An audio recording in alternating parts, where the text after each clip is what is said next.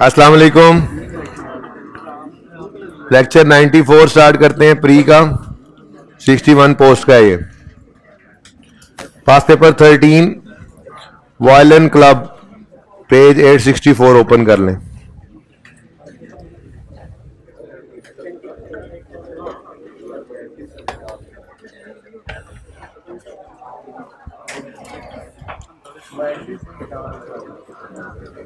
Register किधर है?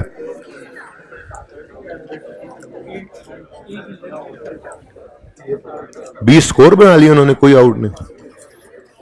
चलें जी, फॉर्मेट बनाएं आप लोग, मेरा तो बना हुआ है फॉर्मेट। जल्दी करें, जाती क्यों है जी? मैंने पेपर पास किया हुआ है, आप भी कर लें। किसने बोला? पर्चा पास कर लें।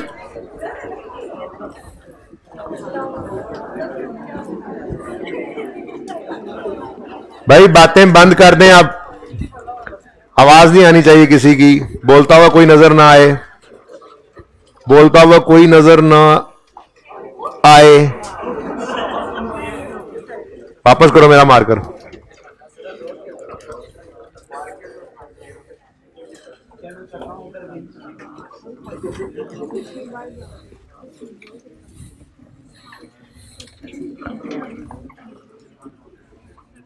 ना कोई बोलता हुआ नजर आए, ना कोई बोलती हुई नजर आए। अजीब बात है, उनको कहा इधर बोले जा रही हैं। हाँ ना, मार्कर ना, पट्टी साहब को शिकायत आ रही, सर ने तो हमें मार्कर ही मार दिया। नाल रोना भी होना है थोड़ा जा। क्वेश्चन नंबर उससे अगला है जो भी किया है, फिर मैनू मार पै रही होनी।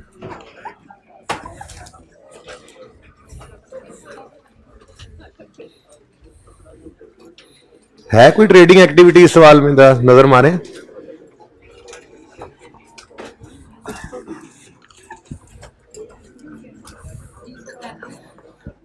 बाकी इतना तंग क्या होना, ये तरतीब से बना लेंगे। ले जी, जिनको लग रहा था ज्यादती है, ये ले। नहीं सुकून देखा जाता उस्ताद का, ये ले।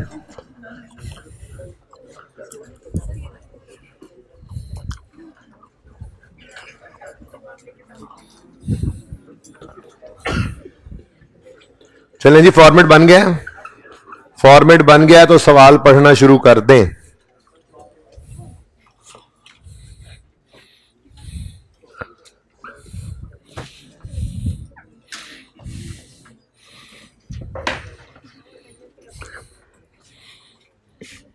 वायलिन क्लब है, चलो फैमिली हूं तुसी लिख लेना, वायलिन फैमिली क्लब।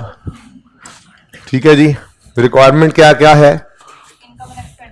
ए रिक्वायरमेंट है इनकम एक्सपेंडिचर और स्टेटमेंट ऑफ बैलेंस शीट की जगह स्टेटमेंट ऑफ फाइनेंशियल पोजीशन लिख लेना। ठीक है। ईयर एंड क्या है? 18 और 18। चैलेंज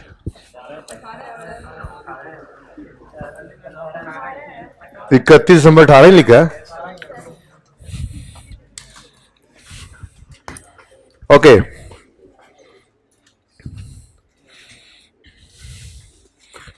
जी,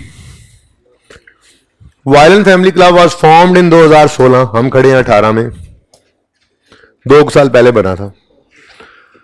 ओपनिंग सब होंगे भाई।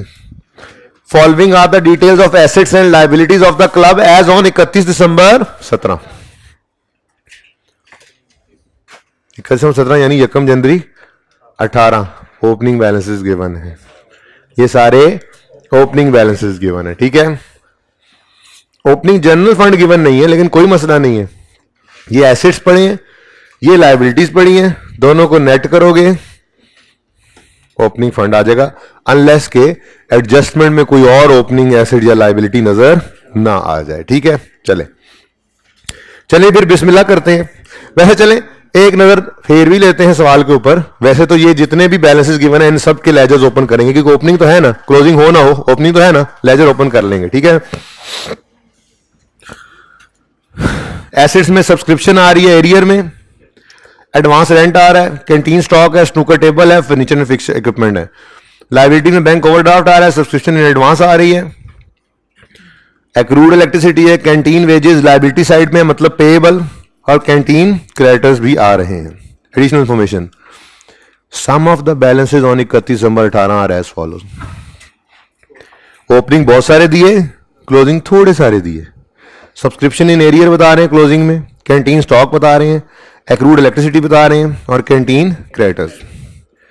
Breakup of subscription received during the year इस दफा बता रहे हैं, पता नहीं क्या मसला है, देखेंगे।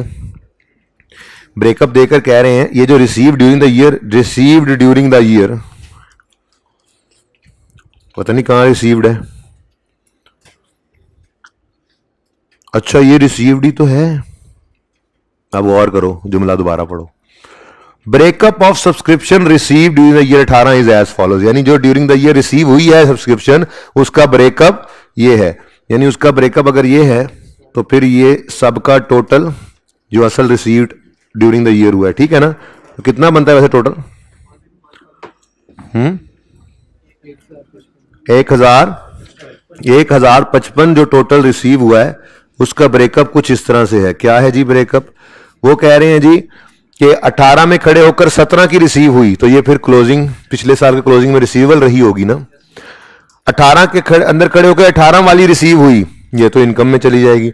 18 में खड़े होकर 19 की रिसीव हुई, ये एडवांस होगी, ठीक है। देखेंगे पैरेलल एडजस्टमेंट की बारी आएगी तो देखेंगे। पॉइंट 3, असल तो मैं ये सिखाने के लिए सवाल करवा रहा हूं, नया कॉन्सेप्ट लाइफ टाइम मेंबरशिप, ये नया कॉन्सेप्ट है इस सवाल का। बाकी सारी तो चीजें मोरलेस वही होती हैं, ठीक है, करेंगे इसको। फिर club operates a canteen, trading activity भी है। Detail of some payments, cash की हैं बैंक की हैं?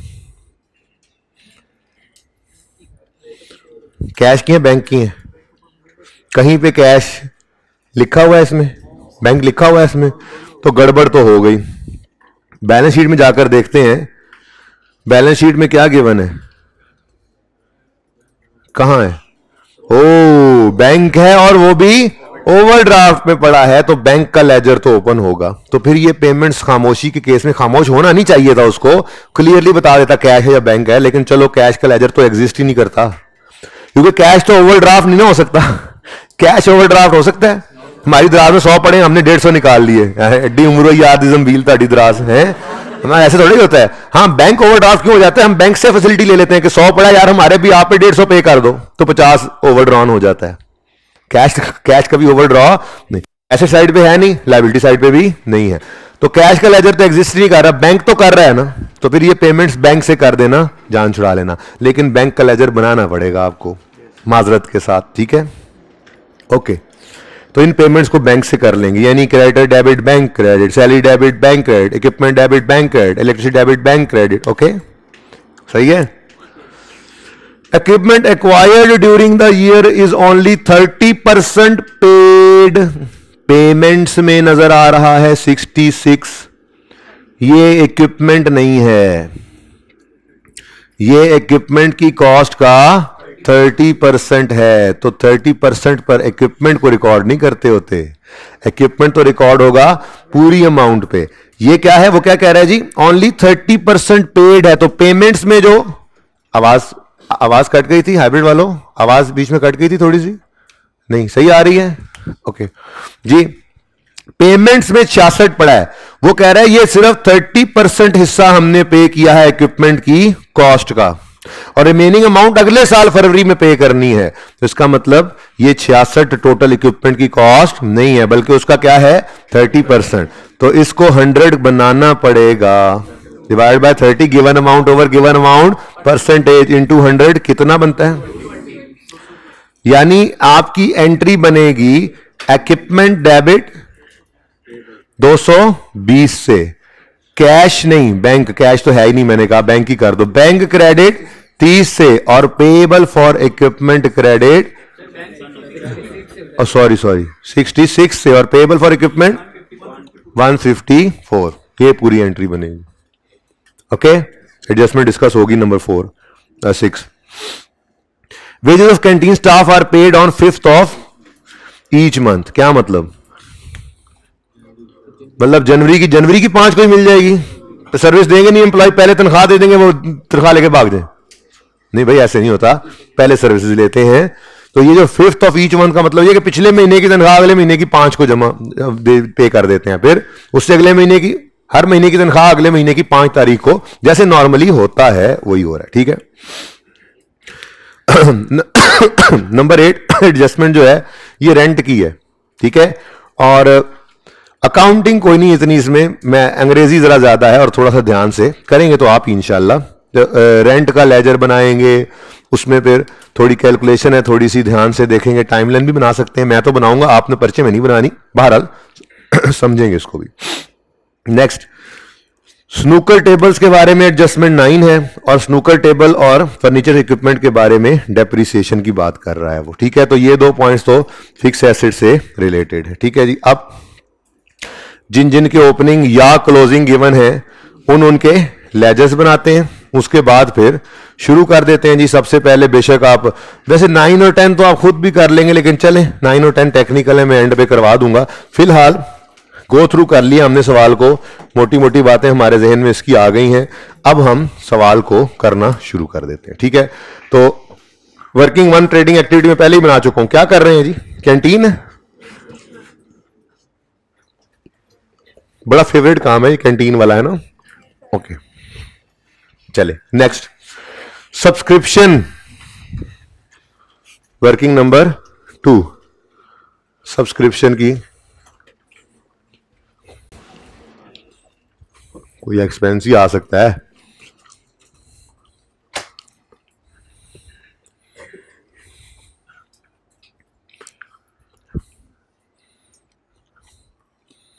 सब्सक्रिप्शन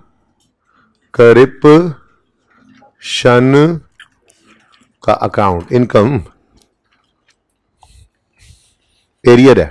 एरियर मतलब रिसीवेबल।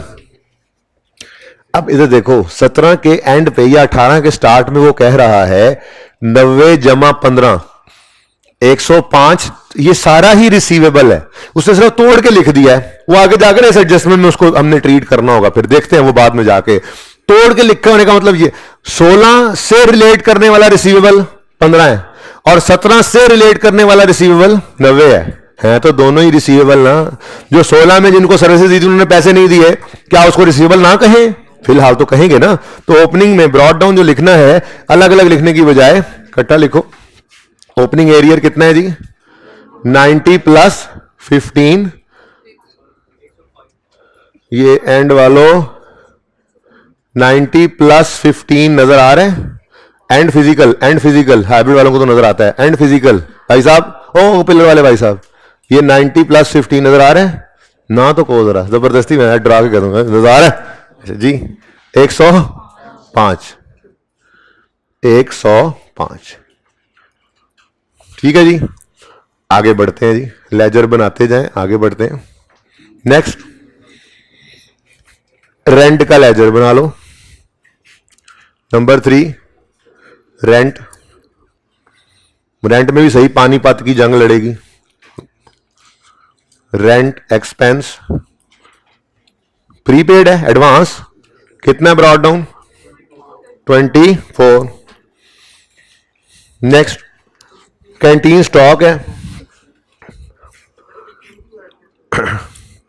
बेटा वो कह रहा है 17 के एंड पे खड़े होकर, सवाल कहां से आया? हाँ, वो कह रहा है 17 के एंड पे कि हमारी सब्सक्रिप्शन रिसीवेबल है 15 भी और 90 भी। 15 जो है वो 16 वाले साल से रिलेट करती है। पिछले साल में सर्विसेज दी थी, पैसे अभी तक नहीं आए, ना 16 में आए थे ये, ना अभी 31 दिसंबर 17 तक आए हैं। और 17 में सर्विसेज दी हैं 90 रुपए की, इनके पैसे अभी तक नहीं आए, तो दोनों रिसीवेबल ही है ना। एसेट साइड के ऊपर ही सब्सक्रिप्शन रिसीवेबल पड़ी है ना, तो ये 105 सारा ही रिसीवेबल है ना बेटा, इसलिए मैंने ऐड करके लिख दिया। ठीक है। 17 के क्लोजिंग के अंदर 15 वाले भी हो सकते हैं अगर ना आए हो तो, 14 वाले भी हो सकते हैं अगर ना आए तो। उन्होंने ब्रेकअप किसी वजह से दिया, थोड़ा सब्र कर लो, कुछ करवाना होगा उन्होंने। अगर कुछ नहीं करवाएंगे तो बस यही 105 इकट्ठा ही है, उन्होंने अलग कर दिया, हमने इकट्ठा कर दिया, मसला क्या है? एडजस्टमेंट ना आए कोई तो वैसे है, लेकिन ना हो उन्होंने अलग अलग किया, हमने इकट्ठा कर दिया, मसला क्या? ओके, तुम्हारी शक्ल फिर परेशान है, ऐनक वाले नहीं है ही ऐसी। ओके, नहीं इतनी प्यारी अल्लाह ने खूबसूरत बनाया, खुद ही बना बिगाड़ के बैठे होते हैं जी। कैंटीन स्टॉक नंबर 4, चलो इधर ही कर लेते हैं। स्टॉक कैंटीन ओपनिंग बताओ 215। नेक्स्ट स्नूकर टेबल्स और fixtures and furniture and equipment, ये दोनों फिक्स एसेट हैं। कैंटीन के क्रेडिटर्स आ रहे हैं ना, उनके लिए यहीं पे जगह, जरा दोस्त इकट्ठे रहे ना, अच्छा रहता है।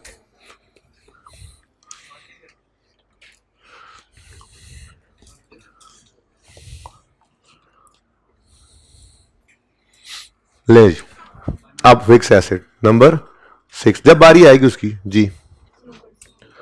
फिक्स्ड एसेट कौन सा है जी? स्नूकर। अच्छा, स्नूकर टेबल्स की कॉस्ट गिवन है और अकोमोडेशन अलग गिवन है या बुक वैल्यू गिवन है? कहां है अकोमोडेशन, कहां है? नहीं है, इसलिए बुक वैल्यू पे है, हम भी बुक वैल्यू पे बना लेंगे। ओपनिंग बताएं 960।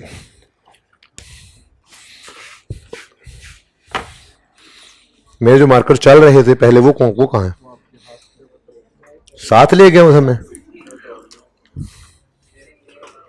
नहीं एक तो वो है ना, ये जो फायर हुआ था। चले नेक्स्ट है जी फर्नीचर एंड इक्विपमेंट, तो number 7 furniture and equipment, book value 720। Asset side is over. Bank का अकाउंट बनाना है जी। बैंक का अकाउंट तो जरा तफसीली बनाना है। ऐसा करते हैं, इस फर्नीचर एंड इक्विपमेंट को ऊपर ले जाते हैं। नंबर 7, आपको ये मसाइल थोड़े ही हैं, यहां बना लें। Number 7 furniture and equipment, book value पर ओपनिंग कितना बताया था आपने? 720। Number 8 bank. बैंक में असल में 5, 6, 7 पेमेंट्स आ रही थी, रिसीट पेमेंट्स, तो बैंक। अच्छा जी दोस्तों, बैंक का लेजर नॉर्मल से स्टार्ट नहीं हो रहा, लाइबिलिटीज में सिर्फ बैंक भी लिखता ना तो उसकी मेहरबानी है, उसने ओवरड्राफ्ट भी लिख दिया है। सिर्फ बैंक भी लिखता तो हमें पता होना चाहिए था ये ओवरड्राफ्ट है। बैंक लाइबिलिटी साइड पे क्या कर रहा है, ठीक है ना? तो ब्रॉड डाउन बैंक का आज क्रेडिट साइड पे नजर आएगा, ठीक है? कितना? वो अलग बात है कि आपको मैंने बताया हुआ है कि अब नॉर्मल से शुरू होकर नॉर्मल भी हो सकता है, अब नॉर्मल से शुरू होकर अब नॉर्मल भी रह सकता है, ठीक है?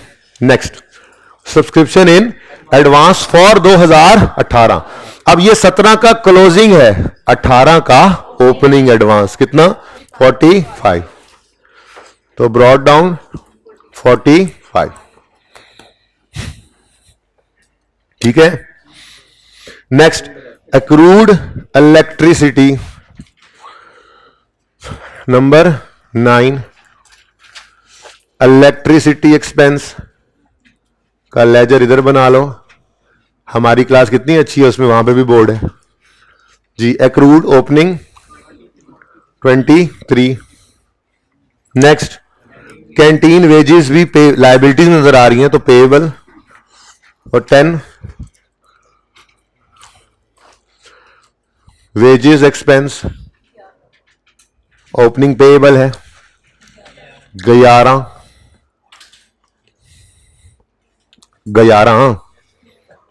और कुछ बचा? Yes, canteen creditors 118, brought down 118। ले जी सारे ओपनिंग लिख लिए।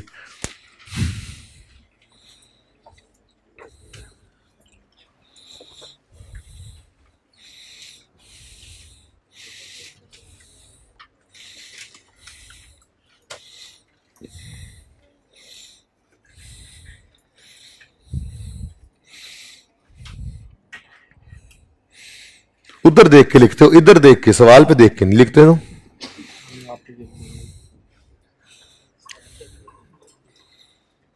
ओके, चलें आगे।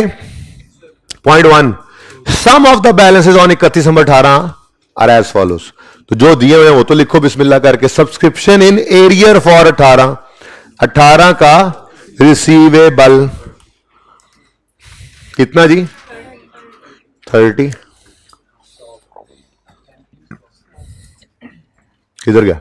Canteen stock 247, 247। Electricity payable 35। Creditor canteen 142। तो जो गिवन थे वो लिख लिए। पॉइंट 2 भी गया, सॉरी पॉइंट 1 भी गया।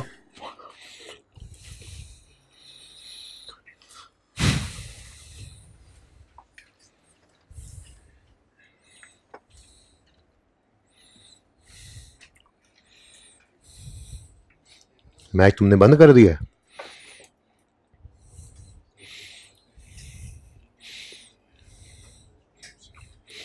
आज नहीं, 37 थे, कोई आउट नहीं, निकल के छक्का मारा उसने। पेपर में किसके नंबर भी होंगे? देखो वर्किंग में से ही तो फिगर निकलती है। नहीं, इतने के कुछ नहीं मिलने चाहिए। इतना क्यों किया? वैसे मेरे ख्याल में कोई तर्स खा के दे दे तो वैसे नहीं देने चाहिए उसको। उधर ही रख यार, लोड नहीं करनी। अच्छा ये सुने, पॉइंट 1 हो गया। पॉइंट 2, पहले ऊपर में लाइन छोड़ो, पहले सिर्फ इतनी बात पढ़ो, ब्रेकअप ना पढ़ो, पहले ये पढ़ो। Subscription received during the year 18 is 1055, सिर्फ इतनी बात। सब्सक्रिप्शन रिसीव्ड ड्यूरिंग 18 इज 1055, मानते हो ये बात? एंट्री कैश कुछ कोई नहीं है ही कोई नहीं, कैश का लेजर बैंक है, ठीक है। तो bank debit subscription income credit 1055, तो bank debit 1055, subscription income credit 1055, bank और सब्सक्रिप्शन, ठीक है, सही है। अब जरा ध्यान से देखो, अब वो कहता है ये 1055 के अंदर 17 वाले रिसीवेबल में से 17 का रिसीवेबल था कितना? 90। 17 वाले रिसीवेबल में से 60 आ गया, 30 अभी नहीं आया। 18 का अपना 920 है और 75 जो है वो 19 का हमने आज रिसीव कर लिया है। तो सबसे आसान नंबर तो पहले लो ना। देखो वर्किंग कौन पूरा नंबर होंगे? वर्किंग, हाँ, ये 75 वर्किंग में क्लोजिंग लिखोगे, वहां से उठा के बैलेंस शीट के फेस पे लिख दोगे नंबर है। अच्छा, ये 75 पहले निकाल दो। 75 क्या है? Closing advance. क्या है? 18 में खड़े होकर अगर 19 के पैसे रिसीव किए तो क्लोजिंग एडवांस है ना। तो क्लोजिंग एडवांस कितना? ठीक है। अब रह गए ऊपर वाले दो। 18 की इनकम है, 18 में रिसीव होगी, हमें इस पे कोई एतराज नहीं है।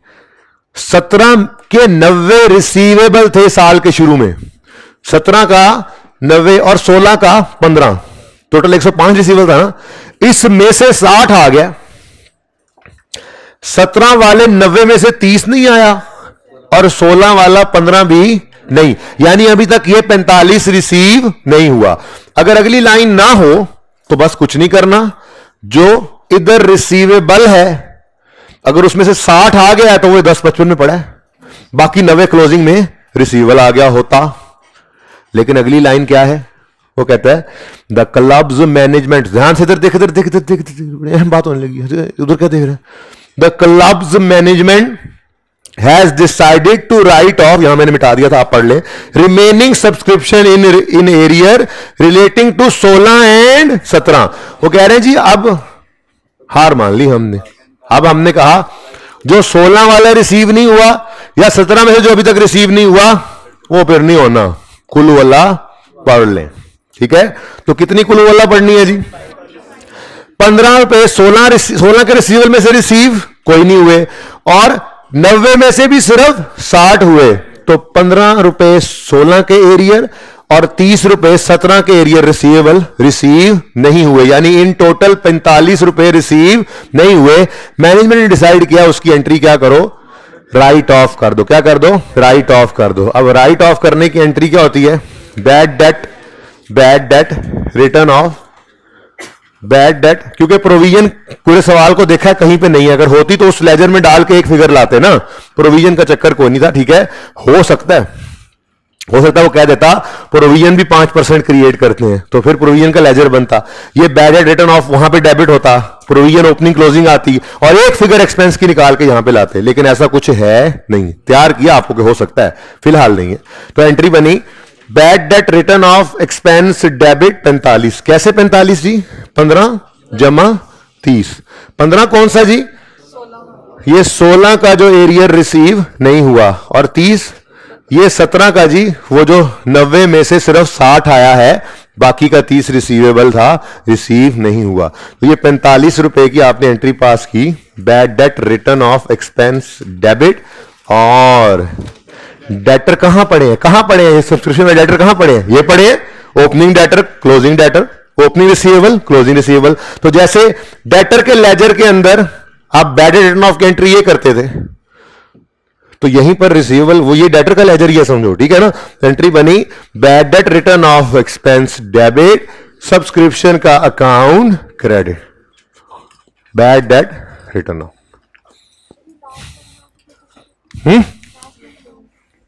लास्ट लाइन क्या, ना होती तो कुछ ना करते, ना होती तो बस ये 45 ना आता, फिर वो जो 45 ऊपर पड़ा है, फिर ये 30 ना होता, फिर ये ज्यादा होता। फिर हम यही कहते हैं कि ये ओपनिंग में रिसीवेबल था, जो 16 का 15 और 17 का 30, ये अभी भी रिसीव नहीं हुआ, तो क्लोजिंग में फिर रिसीवेबल है, अगर मैनेजमेंट ये डिसीजन ना करती तो। लेकिन मैनेजमेंट क्या कहा, होने नहीं आंदे, राइट ऑफ कर दो, तो कर दिया।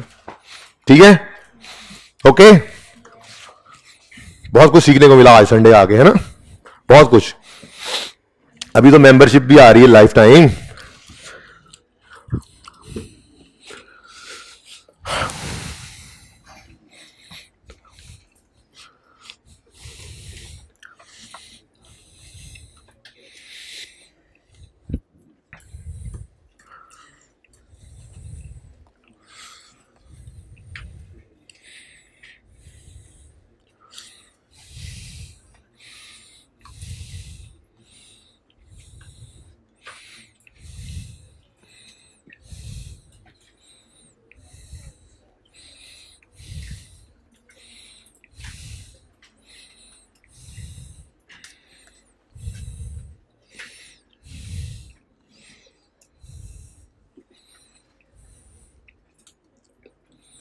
अच्छा जी, अब मेंबरशिप लाइफ टाइम मेंबरशिप जो कि पहली बार आ रही है, इसलिए फिलहाल मैं सवाल की रिक्वायरमेंट को छोड़ते हुए पूरी कहानी आपके साथ इसकी डिस्कस करूंगा, फिर देखेंगे सवाल में क्या कर सकते थे हम जरा शॉर्टकट, क्योंकि समझते हुए तो पूरी कहानी समझनी होती है ना। अब ये इस सवाल में आज का नया कॉन्सेप्ट है लाइफ टाइम मेंबरशिप का। होता पता है क्या है, होता दरअसल ये है कि कभी कभी नॉन प्रॉफिट ऑर्गेनाइजेशन जो हैं वो अपने मेंबर्स को एक ऑफर देती हैं।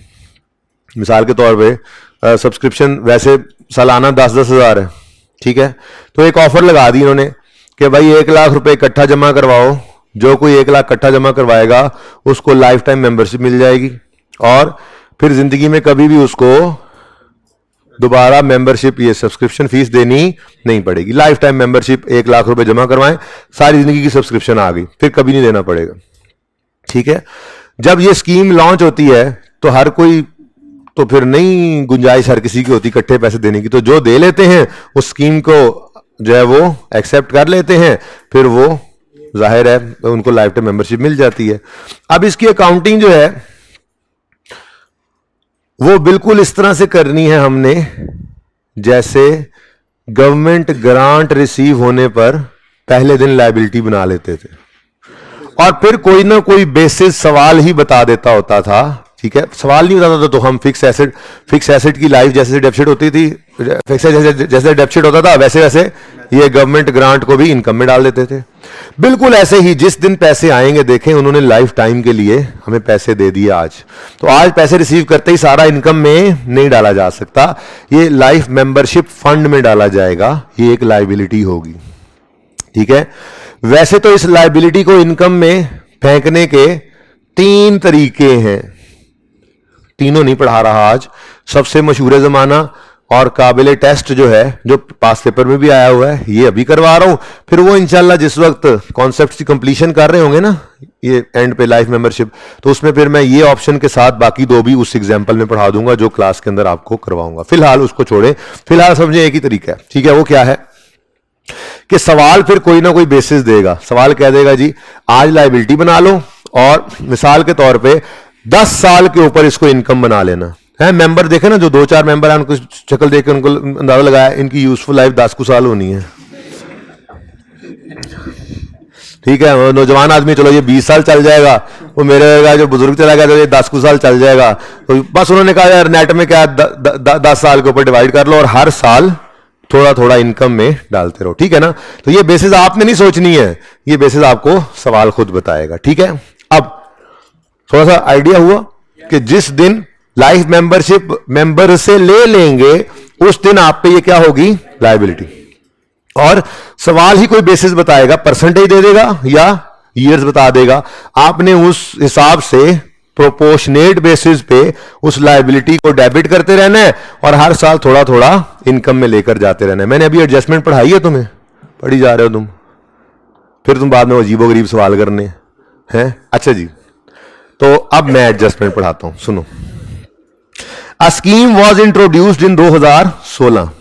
मैं थोड़ी देर के लिए भूल गया हूं, मैं 18 में खड़ा हूं, मैं 16 से ही इस काम को शुरू करूंगा ताकि पूरी पिक्चर आपके सामने आ जाए, फिर देखेंगे पर्चे के लिए क्या कितनी को वर्किंग चाहिए थी। ठीक है, a scheme was introduced in 2016 under which a person is awarded life time membership. ये कोई क्लास छोड़ के जाने का टाइम है भला? क्या कह रहे हैं?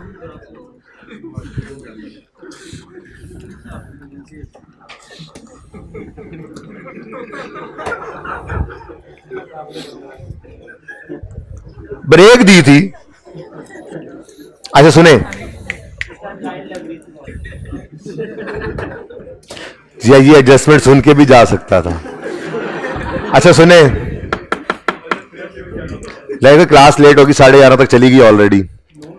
चुप कर जाए, चुप चुप, ये टाइम बढ़ रहा है, चुप। अच्छा जी, a scheme was introduced in 16 under which a person is awarded lifetime membership amount upon payment of 1,20,000 दो लाइफ टाइम मेंबरशिप मिलेगी। लाइफ मेंबरशिप रिसीव्ड इन 16 वर 5 17 8 और 18 में 6। ठीक है, यानी कि इस ऑफर को 16 में 5 लोगों ने एक्सेप्ट किया, 17 में 8 लोगों ने और 18 में 6 लोगों ने। हम 18 में खड़े हैं, मैं मानता हूं, लेकिन फिलहाल मैं 16 से बात को शुरू करता हूं। ठीक है, अब जिस दिन, ये याद रखना, जिस दिन रिसीव होगी मेंबरशिप, लाइफ टाइम मेंबरशिप, उस दिन आप एंट्री करोगे कैश या बैंक डेबिट और लायबिलिटी जिसका नाम है लाइफ मेंबरशिप फंड। इसको लायबिलिटी देखो, फंड भी तो एक लायबिलिटी है, मैंने आपको कहा था। जैसे कैपिटल एक लायबिलिटी होता है टुवर्ड्स ओनर और बाकी लायबिलिटीज अलग होती थी, ऐसे ही ये फंड भी लायबिलिटी है। भाई किसी ने आपको पैसे दे दिए, ये लो जी डोनेशन, मैं स्पेसिफिक पढ़ाने इंशाल्लाह कल, कि कोई बंदा आएगा, आपने अस्पताल खोला हुआ है, गरीबों का मुफ्त इलाज करते हैं, कोई आएगा वो आपको पैसे पकड़ाएगा, कहेगा जो मर्जी करो, जिस मर्जी मरीज का इलाज करो। ठीक है, और कोई आएगा वो कहेगा ये पकड़ो पैसे, सिर्फ आंखों के मरीजों का इससे इलाज करना। तो जो आके पैसे पकड़ा के गया कि जहां मर्जी इस्तेमाल कर लो, जिस मर्जी मरीज का इलाज कर दो, वो जनरल फंड था। और जो आके कह गया आंखों के मरीज का सिर्फ इलाज करना, उसने स्पेसिफिक फंड दिया। तो दोनों ही लायबिलिटी है, किसी की अमानत है, पैसे देके गए हैं, हमने उसको गरीबों के इलाज में इस्तेमाल करना है। ऐसे ही ये लाइफ मेंबरशिप को भी फंड कहते हैं, ये भी फंड है टुवर्ड्स दोज मेंबर्स जिनसे आपने इकट्ठे पैसे ले लिए हैं। अब जब तक वो मरने नहीं लगे आपने उनको सर्विसेज देनी है। अब जाहिर है मरने का अंदाजा तो लगा नहीं सकते, तो अगर वो 20 साल जिए या 30 साल जिए, वो उनका, वो अल्लाह का और उनका मामला है, ठीक है। वो तो जिंदगी जितनी लिखवा के आए हैं, आपने कोई एक बेसिस के ऊपर बस उसको आहिस्ता आहिस्ता इनकम बना लेना है। वो खत्म भी हो जाए और बंदा चले जा रहा हो तो चले जाए। फिर आप उस क्लब पे जाएंगे तो एक छोटी पकड़ बाबा जी आएंगे, कहेंगे मैंने कभी मेंबरशिप नहीं दी, एक बार दे दिए थे पैसे जिंदगी में आज से 30 साल पहले, बस उसके बाद क्लब फंस गया। ओके, अच्छा सुनो, तो ये एंट्री किस वक्त करनी है आपने? At the time of receipt of आगे खुद लिख लेना, at the time of receipt of life time membership, ठीक है जी। और फिर जब पीरियोडिक बेसिस पे इसमें से कुछ इनकम में डालना है, वो सवाल बेसिस बताएगा, तो उस वक्त एंट्री क्या बनेगी आप ही बता दो। Life membership fund, life membership fund, ऊपर भी फंड लिखना चाहिए था, लाइफ मेंबरशिप फंड डेबिट करके, और लाइफ मेंबरशिप इनकम क्रेडिट कर लेनी है इनकम एक्सपेंडिचर में। लाइफ मेंबरशिप इनकम, थोड़ी सी इनकम एक्सपेंडिचर में पैसे देनी है, एट ईयर एंड कह लो, ठीक है ना, एट द ईयर एंड। जब साल गुजर जाएगा, जब आप इनकम एक्सपेंडिचर अकाउंट और बैलेंस शीट बनाने लगोगे, उस वक्त आपने ये एंट्री करनी है।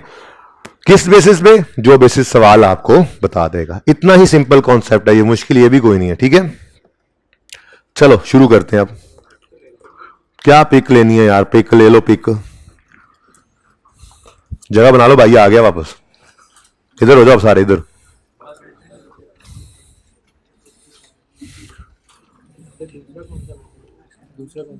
तीसरा भी है, बाद में बताऊंगा, यही तो कहा है।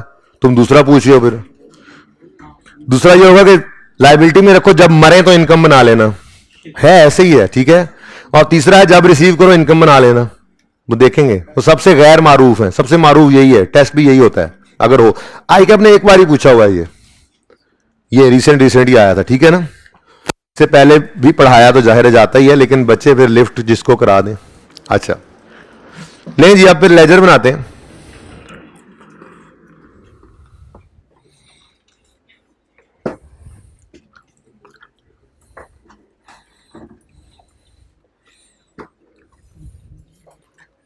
Life membership fund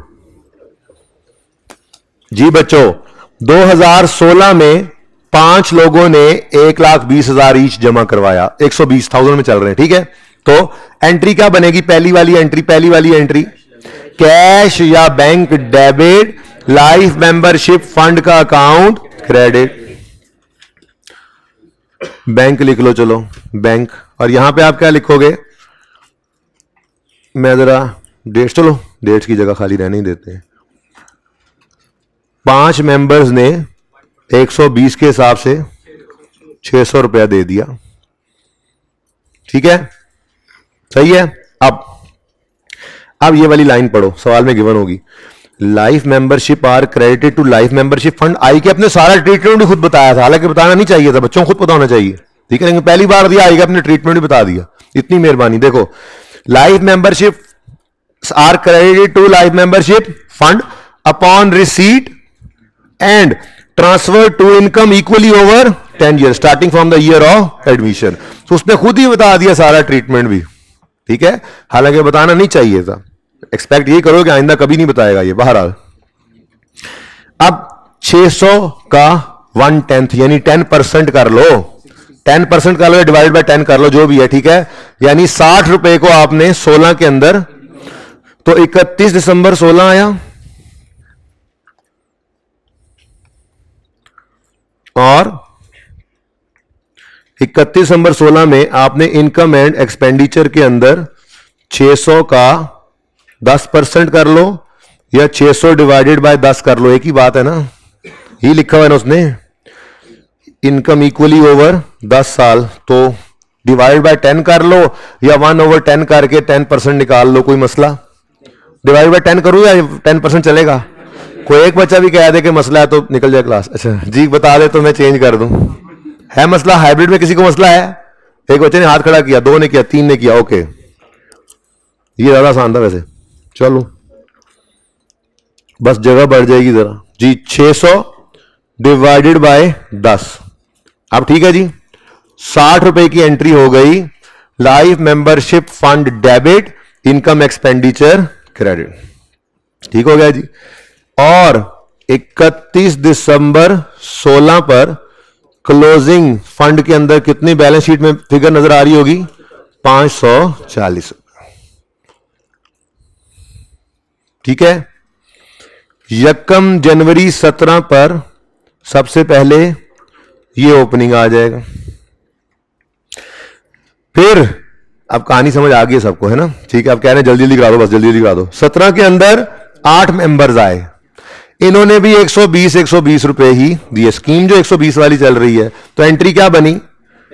bank debit life membership fund 8 into 120 960। अब 31 दिसंबर 17 आया तो इनकम एक्सपेंडिचर अकाउंट के अंदर वो 600 का 10वां हिस्सा भी जाना था और 960 नया आ गया, इसका भी 10वां हिस्सा। तो टोटल 60 एक और 96 एक, कितना बन गया? 156 की एंट्री होगी life membership fund debit incomes credit income expenditure में, ठीक है। और 17 के एंड पे क्लोजिंग बैलेंस आ रहा होगा 1300 बैलेंस शीट में, ठीक है।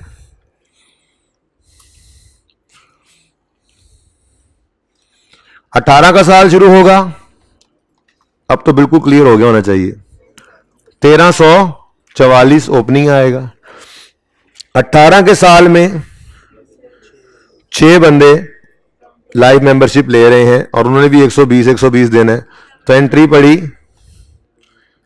6 इंटू 120 से bank debit life membership fund credit, कितने से? 720। 31 दिसंबर 18 आया,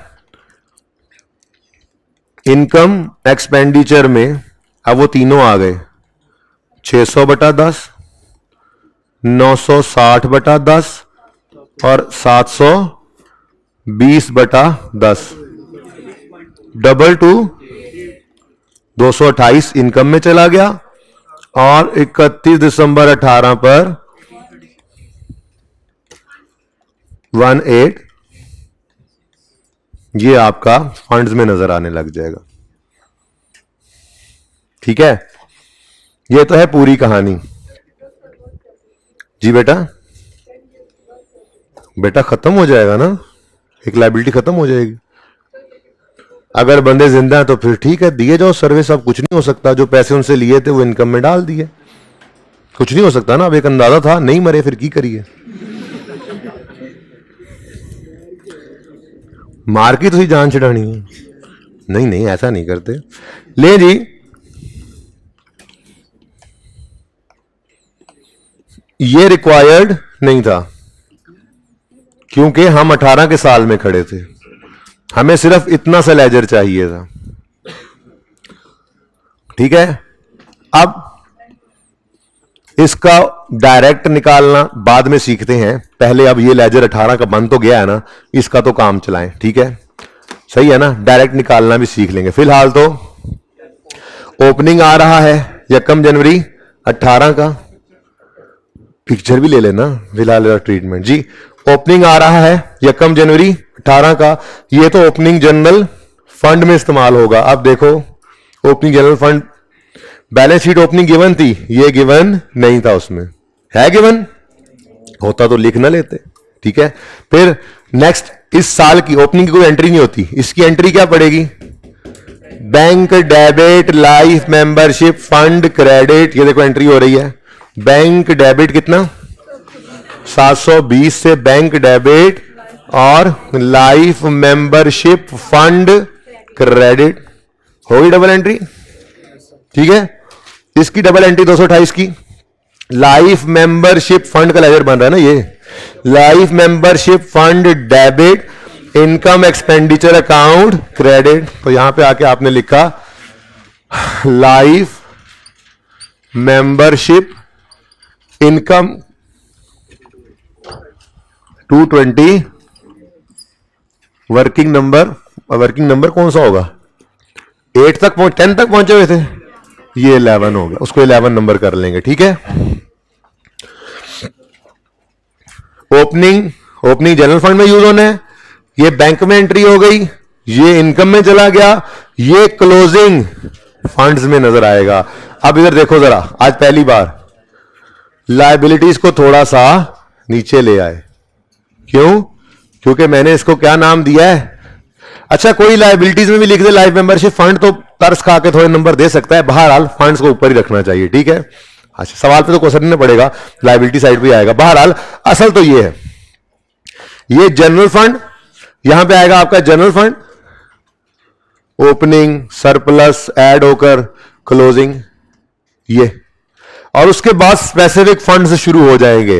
जैसे आज एक लाइफ मेंबरशिप फंड आया है, कल कोई स्पेसिफिक फंड आ जाएगा, कोई स्पेसिफिक डोनेशन आ जाएगा, उनको पढ़ेंगे इंशाल्लाह, ठीक है ना। तो फिलहाल तो आज नई चीज क्या आई? Life membership fund. तो ऊपर पड़ा है जनरल फंड, यहां पड़ा है लाइफ मेंबरशिप फंड। ऐसे ही कुछ स्पेसिफिक फंड और आएंगे तो अपने नाम से आया करेंगे फंड्स के अंदर, ठीक है। तो वर्किंग 11, क्लोजिंग बैलेंस 1836, एक्सक्यूज्ड जी। हाँ, अगर सवाल में ओपनिंग दिया होता तो लेजर बना के ओपनिंग लिखते, ये जो हमने निकाला है ये ओपनिंग लिखते, ठीक है ना। अभी मैं वही निकालना सिखाने लगा हूं। फिलहाल तो मैं क्योंकि बात करते करते बना लाया था तो मैंने कहा चलो इसको यूज करके ट्रीटमेंट पूरा देख लें। अब मसला ये है कि इतने वेले हम नहीं होते, 63-62 पे कोई आउट नहीं है। अच्छा चलो, इतने वेले हम नहीं होते कि मैच देखें। अच्छा, इतने वेले हम नहीं होते कि हम 3 साल का अकाउंट बैठकर बनाएंगे। तस्वीर वाले तस्वीर खींच लो। अच्छा, अब सोचो जरा, बैठकर सोचो कि सिर्फ ओपनिंग हमें ऐसी फिगर है जो चाहिए, ठीक है। बाकी बैंक की फिगर भी इजी है, इनकम एक्सपेंडिचर भी निकल सकता है और क्लोजिंग भी। तो ये ओपनिंग निकालने का कोई शॉर्टकट है तो बताओ, सोचो, सोच लो, 30 सेकेंड है।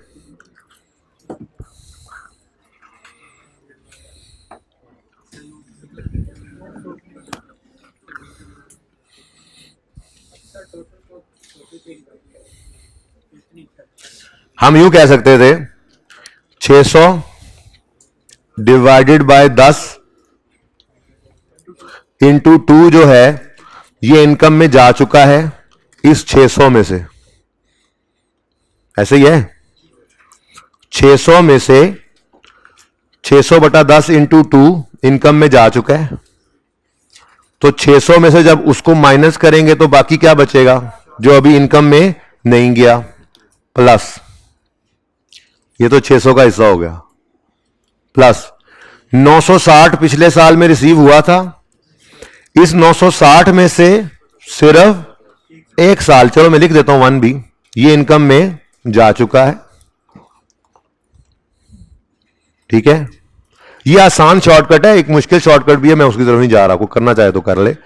अब बताओ इस पहले ब्रैकेट का आंसर क्या है, दूसरी का आंसर क्या है 860, और इन दोनों का टोटल क्या है 1344, ठीक है। तो ये इतना कुछ नहीं लिखना था आपने, तो सिर्फ ये वर्किंग कर देनी थी, ठीक है। यहां पे वर्किंग 11 है ना, अगर इसका नाम जो यहां से शुरू हो रही होगी, आपकी वर्किंग तो यहां से शुरू हो रही होगी ना, ठीक है ना। इसके ऊपर आप लिखोगे वर्किंग नंबर 11, यहां पे आप क्या लिखोगे वर्किंग नंबर 11, तो इसको आप कह सकते हो 11.1 और इस पे ब्रॉड डाउन लिख देना, ठीक है। ये आप कर सकते थे। तो पूरी तस्वीर बना ली आपने, लेकिन पूरा लेजर बनाना नहीं था पर्चे के अंदर, बल्कि ओपनिंग आपने इस तरह से शॉर्टकट से निकाल लेना, ठीक है। चलें आगे, लाइफ मेंबरशिप फंड समझ आ गया।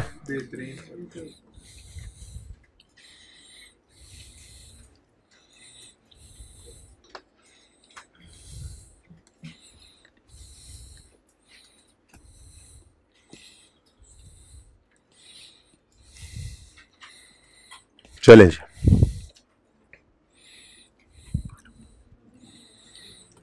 पॉइंट नंबर 4 को अब बाद में करते हैं, पहले पॉइंट 5 कर लो जल्दी से। पॉइंट 5 तो 1 मिनट का है जी, पॉइंट 5 तो 1 मिनट का है। सब शाबाश।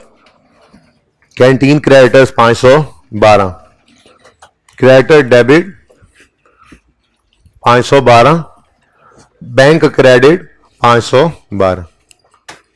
दोनों इंपैक्ट्स डालने पड़े ना, बैंक का लेजर बना नहीं हुआ था। ठीक। Salaries debit, bank credit. Salaries wages में डालनी है, वेजेस में डाल दो, अलग रखनी है अलग रख लो। वेजेस के साथ लिखा हुआ था कैंटीन वेजेस हैं, ये कौन सी वेजेस हैं? कैंटीन। सैलरीज के साथ क्या लिखा हुआ है? कुछ भी नहीं लिखा हुआ, लेकिन कोई और कहीं पे वेजेस का जिक्र आया है? कहां पे? पॉइंट नंबर, बस वही है। और कहीं और तो फिर मजबूरन क्या करो, देखो अगर कैंटीन की वेजेस हैं तो उसने सैलरीज लिख दिया। अब ये मजबूरी है, ठीक है ना, उसको या सैलरीज, इधर भी सैलरीज लिखना चाहिए था, या वेजेस है तो इधर भी वेजेस लिखना चाहिए था। लेकिन अब क्या करें मजबूरी के अंदर, जब आपको पेएबल वेजेस नजर आ रही हैं कैंटीन की और सैलरीज नाम आ रहा है, यानी वेजेस पेएबल है, कभी पे करते ही नहीं है। क्या पूरा साल हमने कैंटीन वालों को वेजेस पे नहीं की? ऐसा तो नहीं हो सकता, ऐसा तो नहीं हो सकता। तो फिर हम मजबूरन क्या करें? मजबूरन यार इधर से ही दिखा देता हूं, दोनों ट्रीटमेंट्स बता देता हूं। चलो एक ये वाला देख लो, फिर दूसरा भी देख लेना। पहले मुझे बता दो, पेज नंबर बता दो। वायला नहीं है ना? अल्लाह करे बना हो ये लेजर, बना ही नहीं हुआ, इन्होंने दूसरा ट्रीटमेंट किया हुआ। चलो हम यही कर लेते हैं, टेंशन ना लो।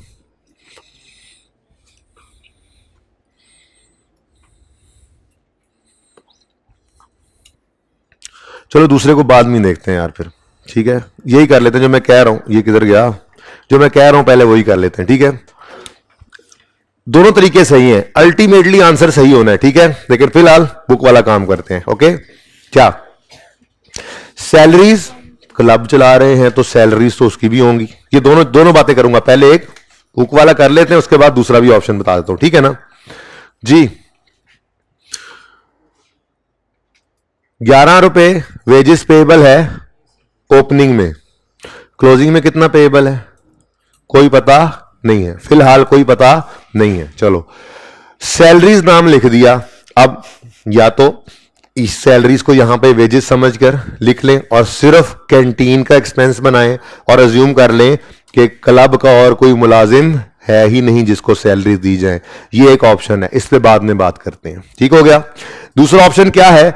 हम कहें जी कैंटीन वेजेस पेएबल उसने कहा है, ठीक है, वो इधर रहने दो, उसको अब बाद में देखते हैं। ये सैलरीज पे हो रही हैं और इसका लेजर मौजूद नहीं है, तो इसको कहां पोस्ट कर दें? डायरेक्ट एक्सपेंसेस में, ठीक है? ये दूसरा ऑप्शन है। तो दूसरा ऑप्शन में पहले एक्सरसाइज करवाता हूं, फिर बाद में एंड पे देख लेंगे दूसरे की बात भी, ठीक है ना? अब सैलरीज वेजेस कैंटीन वेजेस नहीं है, salaries canteen wages, option 2 salaries canteen wages नहीं है, तो सैलरीज को डायरेक्ट पोस्ट करना है, लेजर मौजूद नहीं है। एंट्री पास करवाओ, एंट्री पास करवाओ। सैलरीज एक्सपेंस डेबिट कितने से? 2 और बैंक क्रेडिट, बैंक में बैंक ना लिखो, बैंक में सैलरीज लिखो, 285। अब देखते हैं फिर अब इसका क्या कर रहे हैं। अब देखते हैं, अगर ये ऑप्शन हमने ले लिया है तो कहीं पे पेमेंट नजर नहीं आ रही, तो अब देखते हैं अब इसका क्या करना है। फिलहाल तो सैलरीज को मैंने क्लब की सैलरीज बना दिया। चलें आगे, नेक्स्ट। इक्विपमेंट, इसकी एंट्री हम कर चुके हैं, ये एंट्री यहां से पोस्ट करवा दो। 285 की एंट्री हो गई ना? इक्विपमेंट 220 से डेबिट यहां पे करेंगे, 220 से इक्विपमेंट डेबिट, 66 से बैंक क्रेडिट,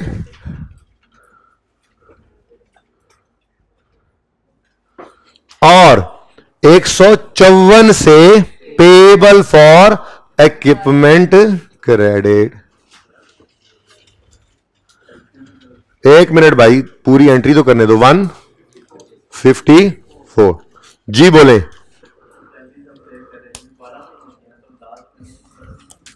मैंने फिलहाल कहा है सैलरीज क्लब की हैं, कैंटीन की वेजेस होती हैं, उसकी बात अब एंड पे करते हैं क्या करना है। कहां से सवाल, हाथ खड़ा करें जरा। हाँ तो उधर ना बैठ, तो इधर बैठ, आके उधर बैठ के सवाल करी जा रहा है, मेरे सामने तो बैठ। लग गया पता मुझे कौन सवाल हर बच्चा अलग अलग होता है ना जी। भाई साहब अभी थोड़ी देर पहले मैं यही अर्ज करके हटा हूं, आप उस वक्त पे जाहिर है एज यूजुअल। तो आपको मैंने कहा कि सैलरीज हैं क्लब की, कोई लेजर नहीं, डायरेक्ट लिख दो, ठीक है। और वेजेस कैंटीन की हैं, वो अभी अब देखते हैं, कुछ भी वहां पे पेमेंट नहीं आई, क्या करना है उनका एंड पे, ठीक है ना। कहना हाँ ठीक है, पहले भी कहता करो पाइन कदी जी। ये एंट्री समझ आई है सबको। ये एंट्री इक्विपमेंट एसेट के अकाउंट में डेबिट, बैंक 66 से क्रेडिट और पेएबल 154 से। आसानी क्या है, यहां पे एडिशन लिख लो। जिसको एडिशन से तकलीफ हो, ये IAS 16 में सिखाया भी था, जिसको एडिशन से तकलीफ हो वो बैंक और कितना है टोटल, कितना है 200, वो यहां पर लिख ले बैंक एंड पेएबल। जिसको इससे भी तकलीफ हो वो बैंक का 60 अलग लिखे, पेएबल के 154 अलग लिखे, मर्जी है। लेकिन मैंने कहा था मुझे ये पसंद है, एडिशन लिख लो, ठीक है ना। अभी डबल एंट्री पूरी हो गई। Fix asset equipment debit, bank 66 से क्रेडिट और पेएबल ओके, डबल एंट्री पूरी हो गई है जो पहले ही करवा दी थी। डन। लास्ट है इलेक्ट्रिसिटी, लेजर है तो इलेक्ट्रिसिटी डेबिट 263 से और बैंक क्रेडिट 263 से।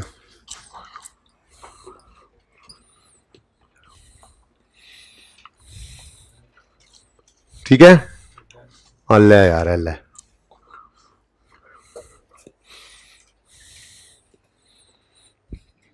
86 पे कोई आउट नहीं है उनका। एक बच्चा कहता है सर जी क्लास जल्दी खत्म करें, हमने मैच देखना है कि ए देखना है।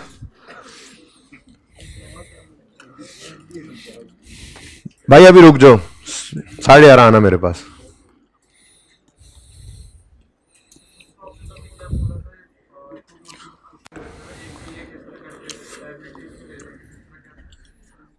और यार कसमें तुसी भी ना,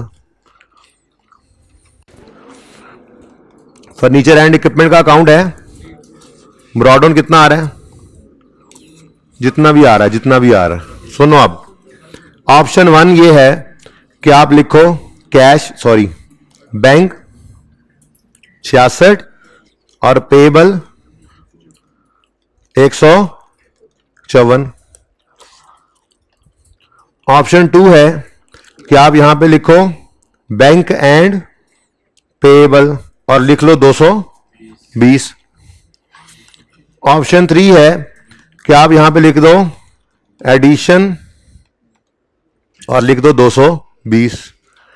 तीनों ही सही हैं, लेकिन मैंने आपको कहा था कि मुझे जरा ये वाला ऑप्शन पसंद है तो मैं ये लिख लिया करता हूं, लेकिन इसमें डबल एंट्री नजर नहीं आती, बस अलग अलग। ठीक है, तो आपकी भी मर्जी, आप जो मर्जी करें, लेकिन मैं तो यही करूंगा। आउट हो गया एक, ठीक है जी। अच्छा ओके, सही है। अच्छा प्लीज यार सवाल करो, फिर देखते हैं जाके।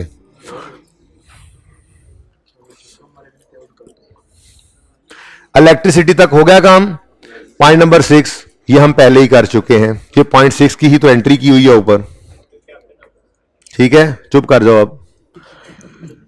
पॉइंट 7 की इंप्लीकेशन क्या है, अब इस पर डिस्कशन कर लेते हैं। सैलरीज जो पेमेंट नजर आई थी बैंक में, उसको तो हमने वायलिन क्लब की मुलाजमों की सैलरी कह के इनकम एक्सपेंडिचर में फेंक दिया। अब वेजेस के बारे में वो कहता है कि wages of canteen staff are paid on 5th of each month.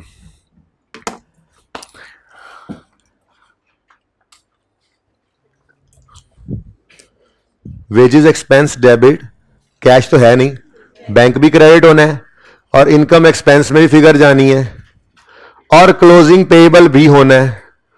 अब तो भाई गड़बड़े ही गड़बड़े हैं, है ना गड़बड़े ये यार, फिलहाल तो है ना, ठीक है, सारे ही क्वेश्चन मार्क्स हैं। अब क्या करें? अब उस एक लाइन से हमें हेल्प मिली जो पॉइंट नंबर 7 में लिखी हुई थी।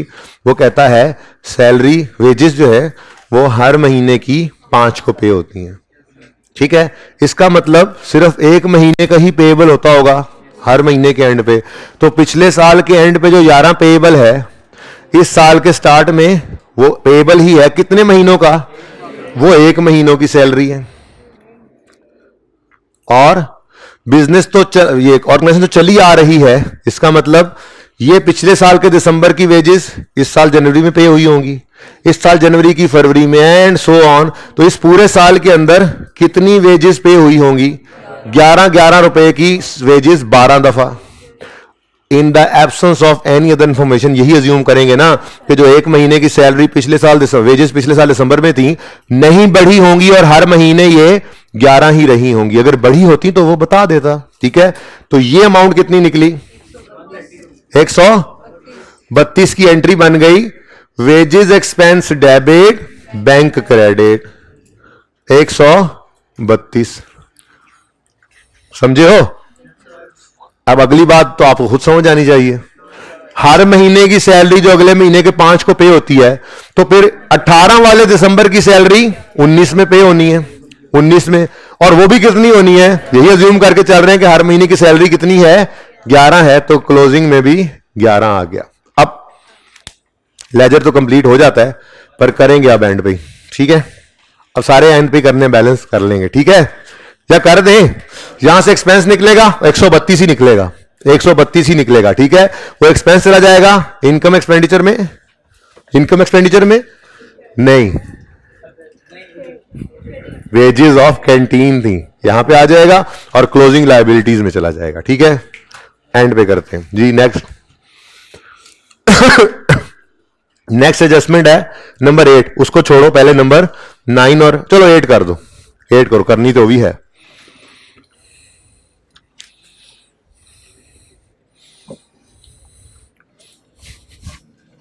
तुमने आउट का बताया ना, सबने लगा लिया उन्हें क्लास में मैच, तो स्ट्रीमिंग ही बंद होगी।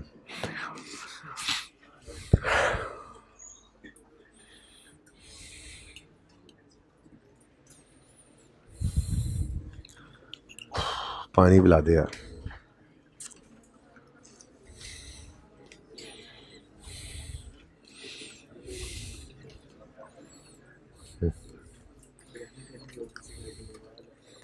मैं किसने कहा? मैंने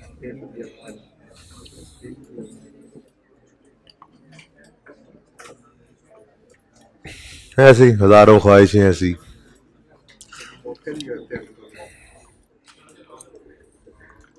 होने दो यार, आज होने दो, कुछ नहीं होता। आज कौन सी क्लास है तुम्हारी?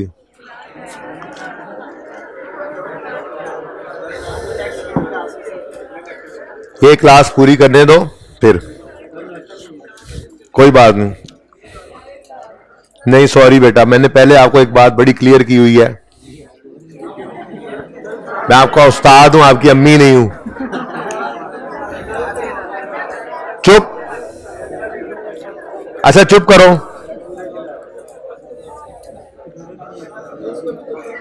Club operates from a rented place, the rent is paid quarterly in advance on यकम मार्च, यकम जून, यकम सितंबर, यकम दिसंबर।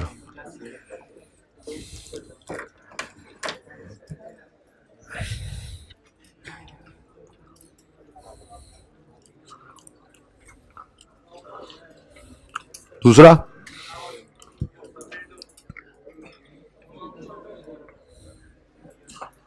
अफरीदी आउट हो गया।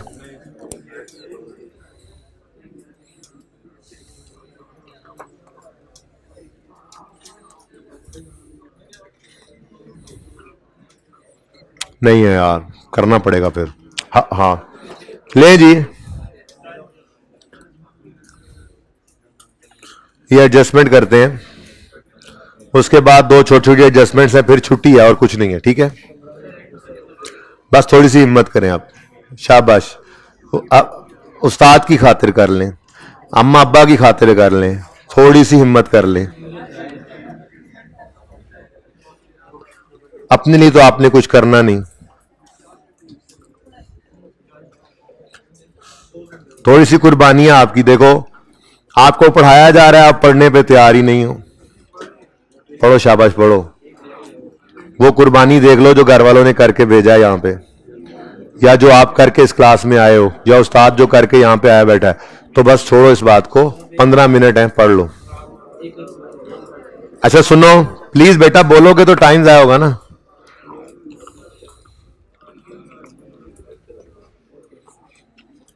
छोड़ के मत जाना, अभी पछताओगे।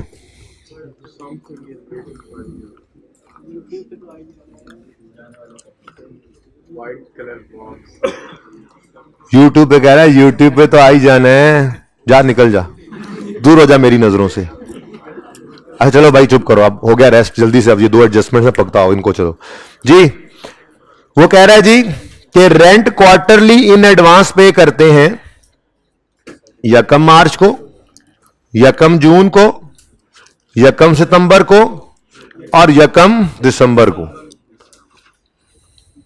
इसका मतलब ये होगा कि जो दिसंबर में क्वार्टर 3 महीनों कहते हैं, जो दिसंबर में किराया पे करोगे ना, वो किराया दिसंबर और अगले साल जनवरी और फरवरी का भी होगा। तो 2 महीने क्या निकलेंगे, प्रीपेड।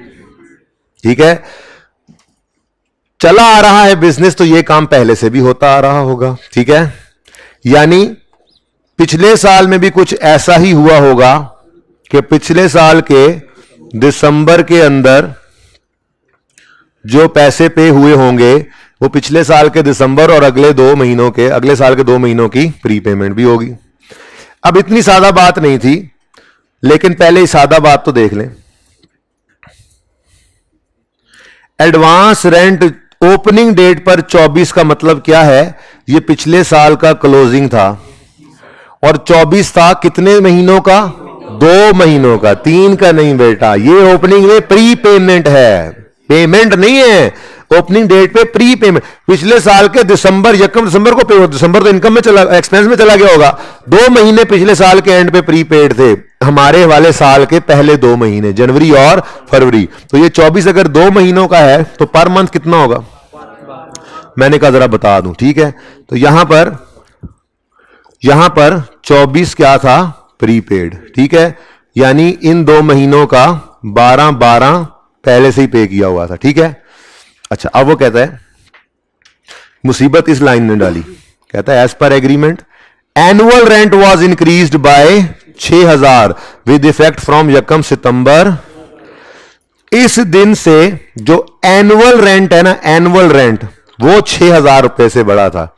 कैसी मुसीबत वाली बात थी, मंथली रेंट बता देता तो हम 12 में ऐड करते सुकून से, लेकिन बदतमीजी क्या कर गया, कह रहा है एनुअल रेंट में 6000 इंक्रीज आया। अब मेरे पास इस वक्त मंथली रेंट है 12, लेकिन इतना मुझे जरूर पता लग गया है कि ये 12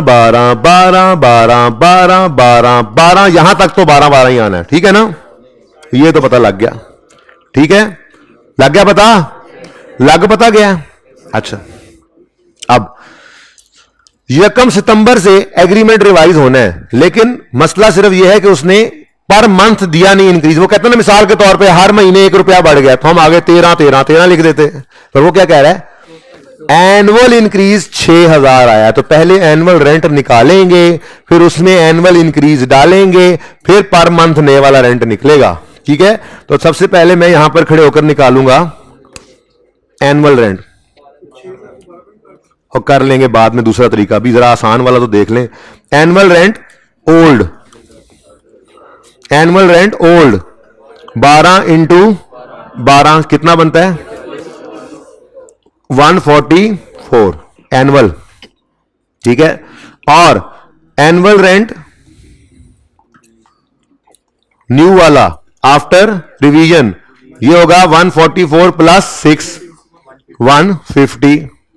तो फिर मंथली रेंट कितना बन गया, मंथली रेंट कौन सा वाला जी? न्यू वाला। 150 डिवाइडेड बाय 12, 12.5 12.5। ठीक है, तो ये जनाबे वाला न्यू। समझ आया सबको? मैंने बहुत ही सिंपल करके बताया बेटा, और क्या करूं मैं इससे ज्यादा। 12.5 12.5 12.5, ये 3 महीनों का तो पे भी हुआ और इनकम भी बन गया। लेकिन यकम दिसंबर को भी उसने 12.5 12.5 12.5 पे कर दिया, और ये अगले 2 महीने कवर हो रहे हैं, अगले साल वाले, अगले साल का जनवरी और अगले साल का फरवरी। हमारा साल तो यहां पे खत्म हो रहा है, जैसे हमारा साल यहां पे भी खत्म हुआ था। ठीक है ना? तो अब ओपनिंग में प्रीपेड सवाल ने दिया हुआ था, क्लोजिंग में प्रीपेड हम निकालेंगे। कैसे निकालेंगे? 12.5 इंटू 2। यार हजारों तरह से कैलकुलेशन हो सकती है, मैंने सिर्फ सिंपल बिल्कुल कर दी कैलकुलेशन, ताकि बिल्कुल खोल खोल के एडजस्टमेंट को लिख दूं। और कोई नहीं, आप कोई शॉर्टकट लगाना चाहें बेशक लगाएं, you are most welcome. 2 out हो गए हैं, बता दूं। ठीक है, ओके। देखो एडजस्ट, इधर से एडजस्टमेंट होती है, उधर से विकेट गिरती है। पढ़ते ना जाए, आज 10 को एडजस्टमेंट करते हैं, 10 विकेटें गिर जानी है इधर है। 12 बजे से पहले पहले सारी टीम हारेगी उनकी है। चलो, लंच होने वाला है सर। लंच होने वाला है, ओके। उनका लंच होने वाला है भाई, कह रहे हैं। 24 ओपनिंग में प्रीपेड है, 24 ओपनिंग में प्रीपेड है। ठीक है, क्लोजिंग में प्रीपेड हम निकाल लेते हैं।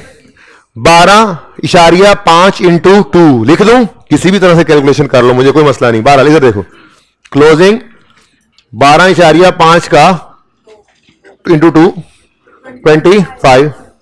अब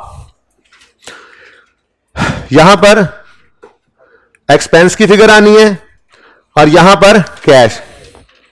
कोई एक पहले निकाल सकते हैं हम, दोनों ही निकल सकती हैं। ठीक है, मैं तो कहता हूं इनकम निकाल लेते हैं, क्योंकि ये सारी वर्किंग हुई पड़ी है। इधर देखो, 12 12 12 12 12 12 12 12, कितने महीने बनते हैं?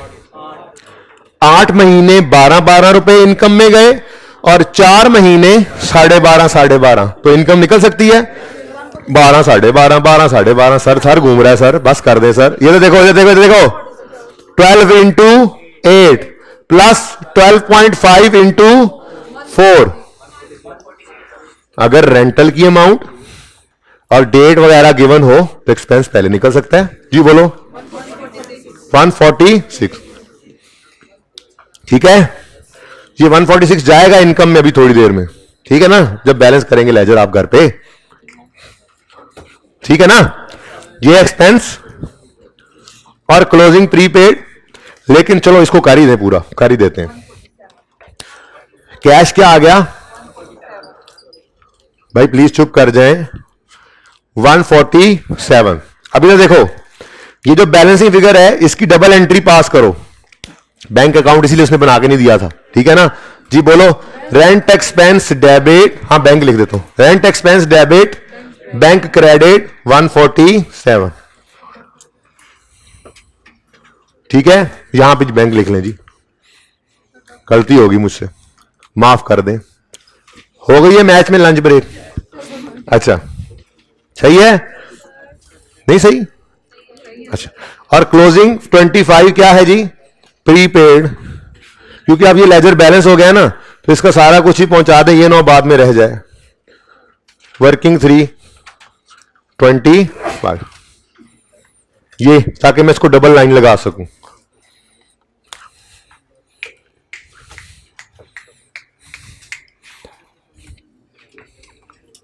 लो, ये 2 एडजस्टमेंट्स रह गई हैं, 2 मिनट की एडजस्टमेंट्स हैं।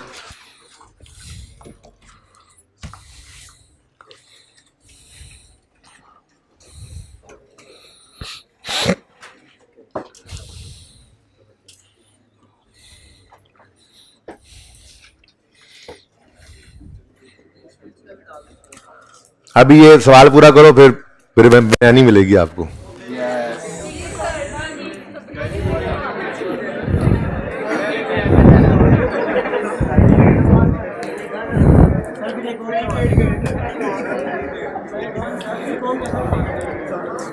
नहीं, अब बस जो है सो है। सुनो सुनो सुनो सुनो, balance of snooker tables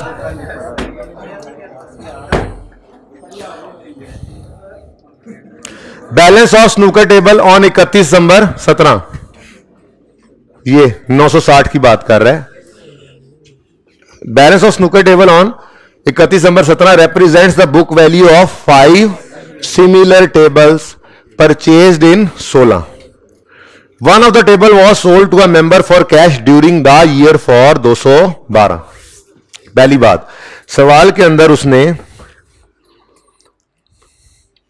date of disposal नहीं बताई तो साल का पहला दिन अज्यूम कर लेंगे।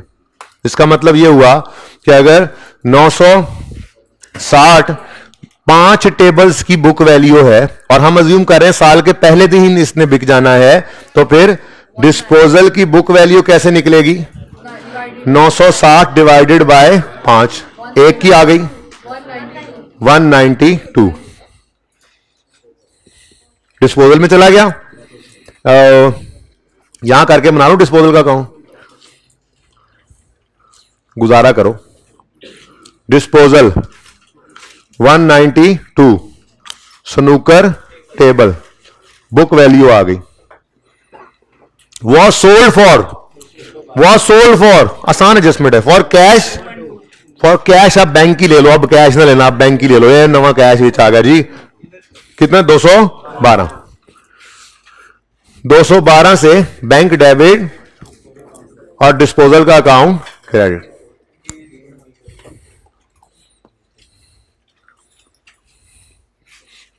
एक 192 वाली चीज 212 की बिक गई, तो क्या आ गया भाई? गेन। और मेंबर को बेचा है, मेंबर ओनर नहीं है, देखो आप कहोगे खुद को चीज बेच के खुद से गेन कमा रहे हैं, मेंबर है, वह कस्टमर है, ठीक है जी। तो अस्तगफिरुल्लाह, ब्लू कलर से बैलेंसिंग निकलता है जी। तो इनकम एक्सपेंडिचर में बैलेंसिंग 20, ये क्या है? गेन है। क्या है? गेन है। तो इनकम्स में ले जाओ इस 20 को।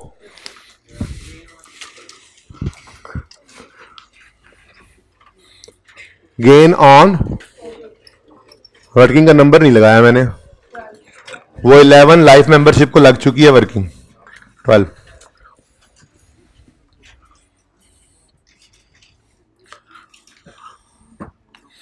ठीक है, डन। अब एक छोटा सा मसला है, वो मसला बाद में देखेंगे, पहले इधर देखो। Furniture and equipment are depreciated at 20% reducing balance. ठीक है, सही है।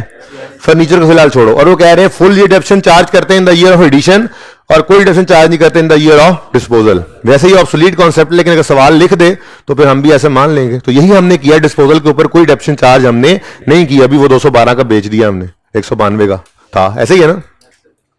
चलो, तो फिर इक्विपमेंट की डेप्रिसिएशन तो हम निकाल सकते हैं। नंबर 13, डेप्रिसिएशन एक्सपेंस इक्विपमेंट का। जी, इक्विपमेंट में कोई डिस्पोजल हुआ है? शुक्र है। ऑन ओपनिंग गिवन ही सवाल में क्या है? Book value, opening book value of all, कोई डिस्पोजल नहीं है, इनटू, जी बोले, 144।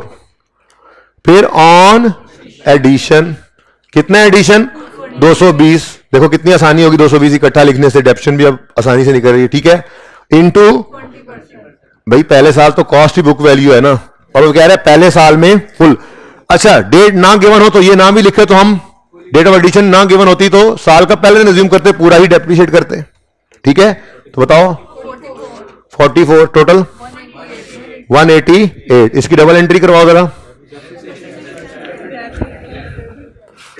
डेप्रिसिएशन एक्सपेंस किसका जी? फर्नीचर एंड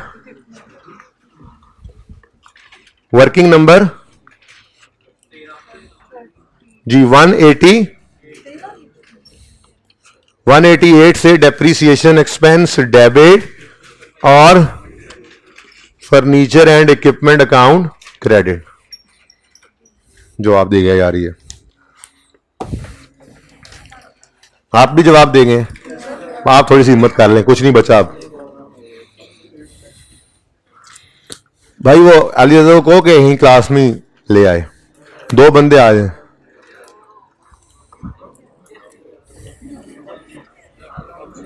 पहुंचा नहीं अभी? हाँ कॉल कर लो, मैं नंबर देता हूं। हाँ हाँ प्रैंक हो गया आपका सर। तो कॉल करो उसे को कॉलेज के अंदर जल्दी से पहुंच जाए। अरे लेट हो गए हो तुम। अच्छा जी थोड़ा इंतजार करना पड़े, पढ़ लेंगे। सुने सुने सुने, एडजस्टमेंट एडजस्टमेंट। स्नूकर टेबल के ऊपर डेप्रिसिएशन रह गई है, कहता है 12.5% स्ट्रेट लाइन मेथड है। अब मसला यह है कि स्नूकर टेबल की हमें बुक वैल्यू गिवन है, कॉस्ट गिवन नहीं है। तो कोई बात नहीं, बुक वैल्यू गिवन है, डेट ऑफ एडिशन गिवन है, 16 का साल पूरा ही लेना है ना, तो हम एक्स अज्यूम करके कॉस्ट निकाल लेते हैं। 1 मिनट का काम है। तो वर्किंग नंबर कौन सी होगी? अब जगह नहीं बची उधर।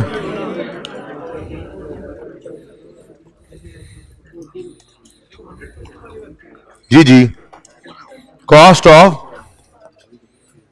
स्नूकर टेबल्स निकाल रहे हैं एज ऑन यकम जनवरी 18।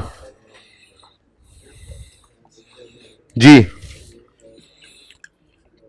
अज्यूम करें कॉस्ट इज 100। अब स्ट्रेट लाइन मेथड है, जिंदगी आसान है। चलो बहरहाल अज्यूम कर लें यकम जनवरी 16 को खरीदा था हमने सबको, क्योंकि वो वैसे ही कह रहा है फुल ईयर डेप्रिसिएशन चार्ज करते हैं। ठीक है, तो snooker table balance 31 December 17 represent कर रहा है 5 स्नूकर टेबल्स परचेज्ड इन 16। तो परचेज जिस दिन भी हुए हैं, जब डेप्रिसिएशन सारा साल ही लेनी है, तो अज्यूम कर लो यकम जनवरी 16 पे खरीदे थे।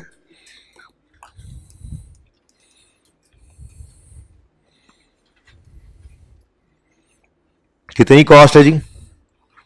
100%। ठीक है, अब 31 दिसंबर, ये शॉर्टकट भी होता है इसका, लेकिन चलो डेप्रीसिएशन 100 का 12.5% आ गया, 12.5। Book value 87.5। फिर 31 दिसंबर 17 पर डेप्रीसिएशन आ गई, वही स्ट्रेट लाइन है ना, 100 इंटू 12.5%। और तो ये डायरेक्ट भी निकाल सकते थे 12.5 का, 12.5 इंटू 2 करके, बहरहाल 75। ये बुक वैल्यू किस दिन की है जी? 31 दिसंबर 17 कह लें, ये यकम जनवरी 18 कह लें। तो 31 दिसंबर 17 या यकम जनवरी 18 की बुक वैल्यू सवाल ने भी हमें दी हुई थी, और वो है 960। ठीक है जी, तो रुपीस के अंदर अगर बात करें तो 960 बुक वैल्यू है इस दिन। अगर 100 करना चाहते हो तो 960 डिवाइडेड बाय 75 इंटू 100 करो जी, 1280 है सारे फर्नीचर्स की, सारे स्नूकर टेबल्स की कॉस्ट, पांचों की। ये 5 की है, इसमें से एक निकल भी गया। ठीक है, अच्छा अब एक तरीका तो ये है, जरा ध्यान से देखना, कि आप 1280 में से माइनस करें 1280 डिवाइडेड बाय 5, एक की कॉस्ट माइनस कर दें, तो बाकी में कॉस्ट कितनी बचेगी? 1024। अब एक शॉर्टकट बताऊं, 960 सारे स्नूकर टेबल्स की आपने बुक वैल्यू ली, उससे कॉस्ट निकाली है। अगर आप जाने वाले स्नूकर टेबल को निकाल देंगे बुक वैल्यू से, तो फिर निकलेगी ही क्या फिगर? 1024। दोनों तरीके ही हो सकते हैं। ठीक है, बहरहाल मैं तो निकालने लगा हूं यहां पे डेप्रीसिएशन एक्सपेंस। ठीक है, तो डेप्रीसिएशन एक्सपेंस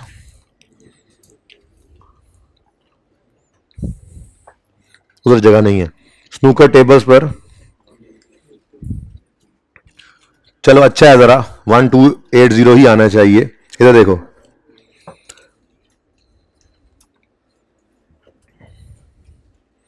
यूं लिख लो, जरा रिवीजन अच्छी हो जाएगी। Cost of 5 snooker tables, cost of 5 snooker tables 1280 है, और कॉस्ट ऑफ 1 स्नूकर टेबल जो है वो 1280 डिवाइडेड बाय 5 कितनी आती है? कितनी जी? 256। ये अब दोनों आ गई हमारे पास।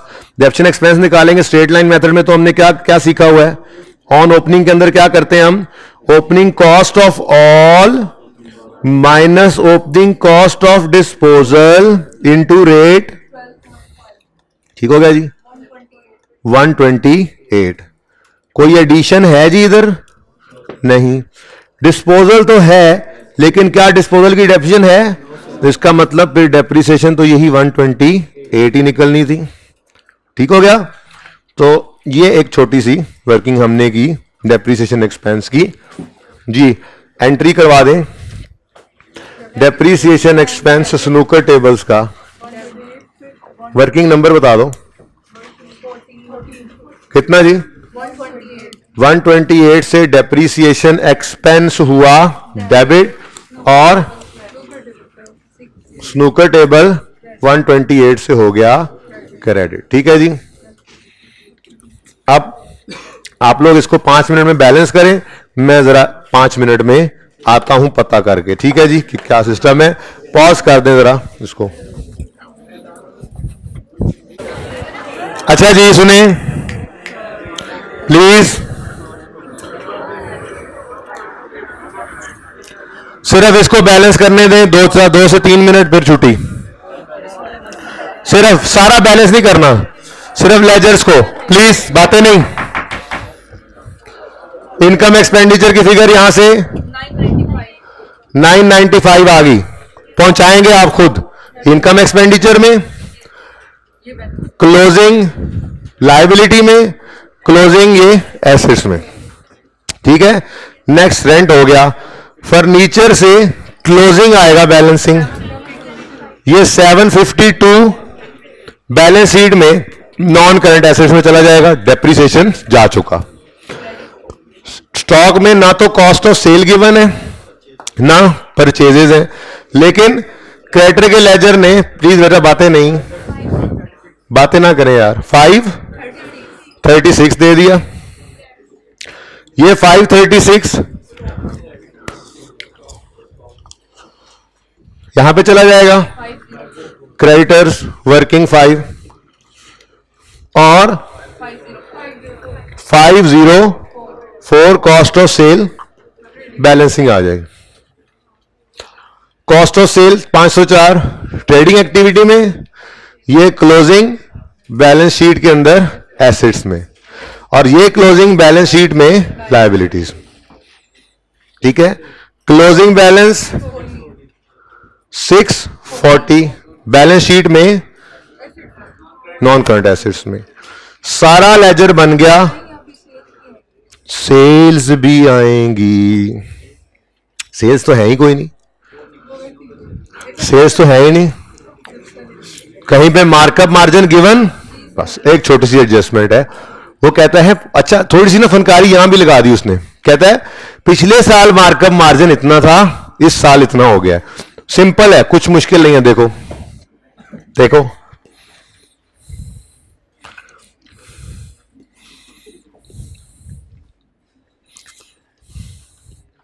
ये क्लब ऑपरेट्स, कहां गया? Club operates canteen. Till last year canteen earned a gross profit of 20% on sale. पहले लास्ट ईयर वाला तो बना लें, उसी से ही बनेगा ना इस साल वाला। तो cost plus profit is equal to sale. Gross profit on, तो 100 ले लोगे सेल को, कितना प्रॉफिट है? 20, तो कॉस्ट। ठीक है, अब वो कहता है इस साल में क्या हुआ है, इफेक्टिव फ्रॉम इस साल का पहला दिन selling prices were increased by 10%। तो तो सिर्फ सेलिंग प्राइसेस को 10% बढ़ाया उन्होंने, कॉस्ट के बढ़ने का कहीं जिक्र नहीं है। तो करंट ईयर जो हमने यूज करना है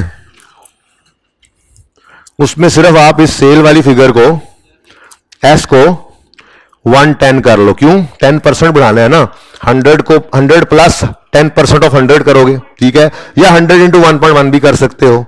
अगली बात, कॉस्ट अपनी जगह कायम दायम है, मतलब इससे सिंपली उन्होंने अपना प्रॉफिट मार्जिन बढ़ा लिया है, ठीक है। अब इधर देखो, ये वाली आपने यूज नहीं करनी, आपकी इक्वेशन ये पड़ी है। इस इक्वेशन से आपने क्या करना है, इस इक्वेशन से आपने कॉस्ट ऑफ सेल निकल आई थी ना, ये किधर गई किधर गई किधर गई, ये 504 यहां पे पड़ा होना, इसको आपने कहना है ये तो कॉस्ट है, इससे सेल निकालनी है तो इसको डिवाइड करोगे 80 से, मल्टीप्लाई करोगे 100 से नहीं 110 से, आपकी आ जाएगी सेल्स। ये जो सेल्स यहां पर निकलेंगी इसकी एंट्री होगी बैंक डेबिट सेल्स क्रेडिट, और फिर आप एंड पे जाकर निकाल लोगे इसका बैलेंस।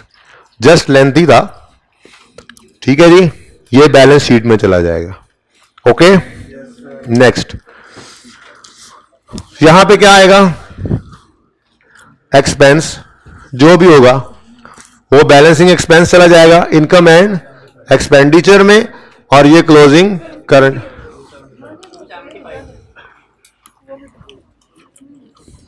निकलने दो। अच्छा जी, नेक्स्ट वेजेस एक्सपेंस में से ये 132 ही आना है, ठीक है, 132 एक्सपेंसेस में चला जाएगा, आगे आ जाना था, आगे आ जाओ, 132 एक्सपेंसेस में आ जाना था, और क्लोजिंग पेएबल, ठीक है। डिस्पोजल का अकाउंट ऑलरेडी कंप्लीट है, ये डेप्रिसिएशन एक्सपेंसेस भी जा चुके हैं, रह गया सिर्फ ओपनिंग जनरल फंड। उसके लिए सारे ओपनिंग लेजर्स आपके पास अवेलेबल हैं, बस फेस के ऊपर लाइफ मेंबरशिप ओपनिंग नहीं आ रहा, वो जरा आपके पास वर्किंग हुई पड़ी है। तो सारे ओपनिंग एसेट्स लायबिलिटी से आपने ओपनिंग जनरल फंड निकालना है। कल मैंने ये दोनों सवालों के बैलेंस शीट टिच टैली देखनी है आपके रजिस्टर्स पे, ठीक है ना, और कोई नया होमवर्क नहीं है, यही दोनों सवाल आपने दोबारा हिम्मत करके कर लेने हैं, ठीक है जी। जिंदगी रही तो कल होगी मुलाकात। अल्लाह हाफिज। अपनी सीट्स पे